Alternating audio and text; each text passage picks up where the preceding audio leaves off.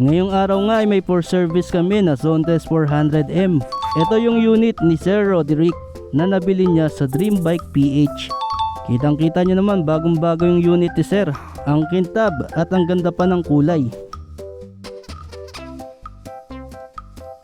Ito nga pala yung ipapakabit ni Sir, mini driving light na Zenlo M1 para padagdag sa ilaw nitong Zontes 400M at para naman sa mas malakas na busina. Kakabitan nga rin ito ng P-horn. Paniguradong babagay ito sa 400cc scooter na Zontes 400M.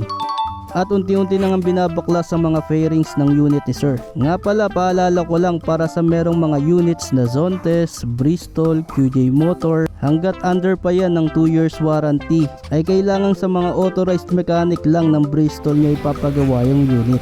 Lalong-lalo na sa mga service na katulad nito na pagpapakabit ng MDL at loud horn. Siyempre dahil wiring yan, electrical, under ng warranty.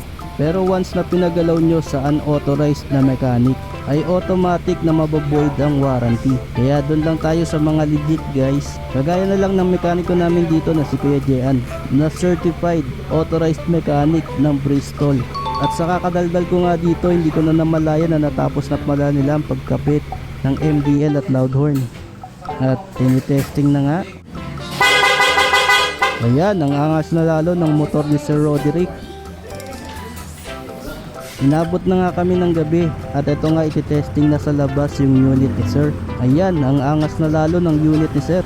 Meron ng installed na mini driving light at loud horn.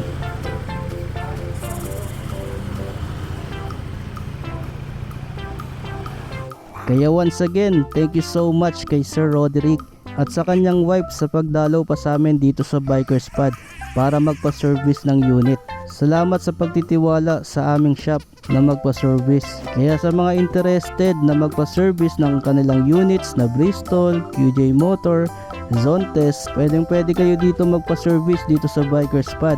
Mag-message lang kayo sa aming Facebook page na Bikers Pad para mag-book ng schedule. Ang ganda tignan ng ilaw ng Zontes 400M oh, parang Ultraman.